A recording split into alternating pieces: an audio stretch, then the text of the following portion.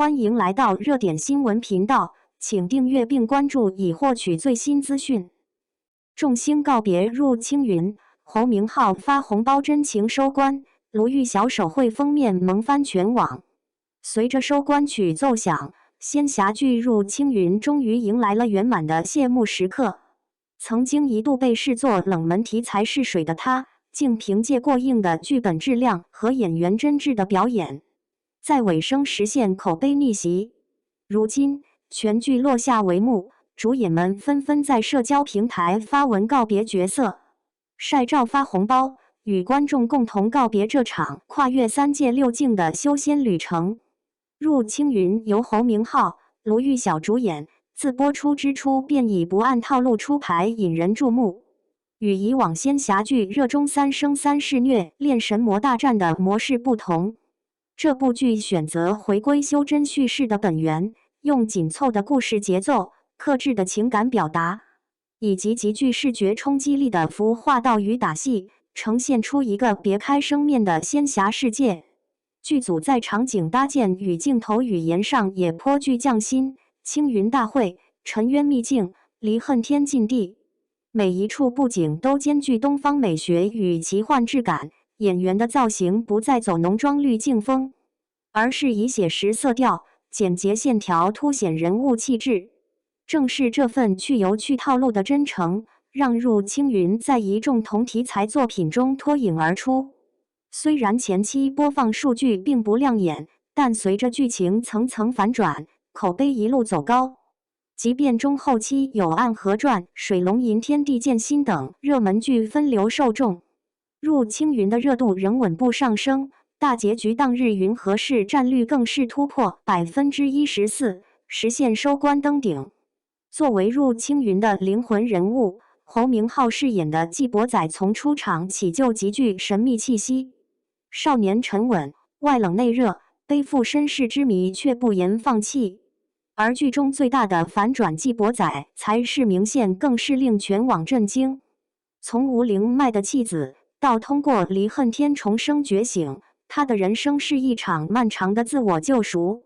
正如网友调侃，纪伯载从头到尾都在吃自己的醋。这句玩笑道出了人物命运的荒诞与深刻。名义制作法器，纪伯载拒绝使用的细节伏笔，到了结局时被一一圆满。剧情闭环之精妙，堪称年度高光。侯明昊在收官当天发文告别角色，纪伯载这次能否用真心换取不一样的结局？短短一句，既有角色的不甘，也有演员的留恋。他还以纪伯载的名义向粉丝发红包，感谢观众一路陪伴。这个举动温暖无数人，评论区刷屏。他不只是演戏认真，对粉丝也真诚以待。此外，侯明昊还发布了纪伯载的独家花絮，在片场他时而沉思，时而释然，仿佛真的与角色灵魂同频。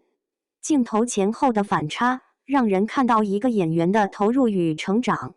如果说纪伯载代表命运的隐忍，那么名义则象征信念的觉醒。卢玉晓饰演的名义，是入青云中最具光芒的存在。她聪慧而固执，勇敢而温柔。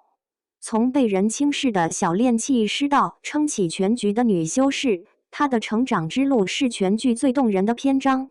卢玉晓在告别长文中写道：“傻丫头也好，臭小子也罢，你说是聪明天仙，还是蠢笨猪狗？这有什么区别？只要你俯仰之间无愧于天地，那你就是你。”这段文字既是名义的心声，也是演员对角色的再创作。他把一个虚构的修真少女塑造成了有血有肉的灵魂。他还亲自设计并绘制了红包封面画中是入青云全家福。纪伯载、名义、司徒岭、公主、颜笑皆化作 Q 版小人，笑意盈盈，温馨可爱。粉丝纷纷留言，这份手绘比红包更珍贵。这就是演员与角色的双向奔赴。卢玉晓的名义继护心的上官浅之后，再次刷新了观众对她的认知。她的美丽不再只是外在装扮的光，而是一种从信念生出的坚定之美。与主角线并行的是于承恩饰演的司徒领，一个由光走向黑暗的角色。起初，他温润如玉，心怀赤诚，只为守护名义。可随着剧情推进，爱意渐深成执念，执念化为囚笼，最终走向毁灭。于承恩在告别文中写道：“这场美好幻境编织的囚笼终究走不出去。”短短10几个字，道尽司徒领的一生悲剧。这个角色让他从忠犬暖男一跃成为复杂反派。他在爆发戏中的眼神、情绪控制，被观众称为最让人心疼的黑化。更令人动容的是，于承恩真的很爱这个角色，他把个人社交账号头像、背景图全部换成司徒领的剧照，还亲自给粉丝发红包，愿有光的人都能走出幻境。这种戏里戏外的共情，让人看到了演员的温度。除主角外，入青云的配角群也极具魅力。贺南饰演的公主天机与全一伦饰演的妍笑，堪称剧中最具张力的一对。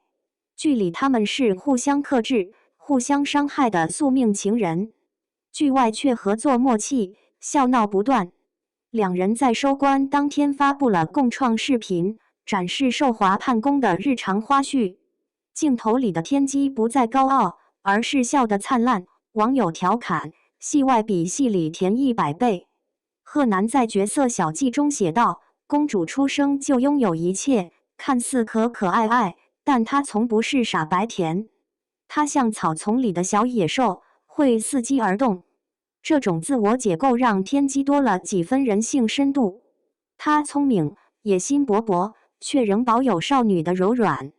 全一伦则用一句话总结妍笑的心境，这次说的都是真心话：知怨不负时光不负卿。最终，公主与剑修破局重逢，并肩而立，为这段充满波折的感情画上圆满句号。全一伦同样发了红包，笑称自己是最强打工人送福泽。剧迷笑言入青云剧组的红包雨简直比天降灵气还密。当最后一集的片尾曲响起，无数观众在弹幕里留言：“舍不得季伯载和明义。”这部剧的温度太真实了。的确，入青云虽是一部仙侠剧，却讲述了最人间的故事，关于选择、执念与救赎。侯明昊用真心演出了命运之困，卢玉晓用笔画出了温柔之光。于承恩与贺南、全一伦用各自的角色，让这个虚构世界充满了真实的情感脉动。有人说，入青云不是简单的仙侠，而是一场关于自我成全的修行。季伯载和明义历经错位与轮回，最终在过程全错、结果全对的宿命里找到真我。而每一个观众也在他们的成长中看见了自己的影子。随着剧组众星的告别文一一发布，这场修仙之旅终于落下帷幕。但就像卢玉晓写的那句：“此间天地，难免终章。”再会时，入青云。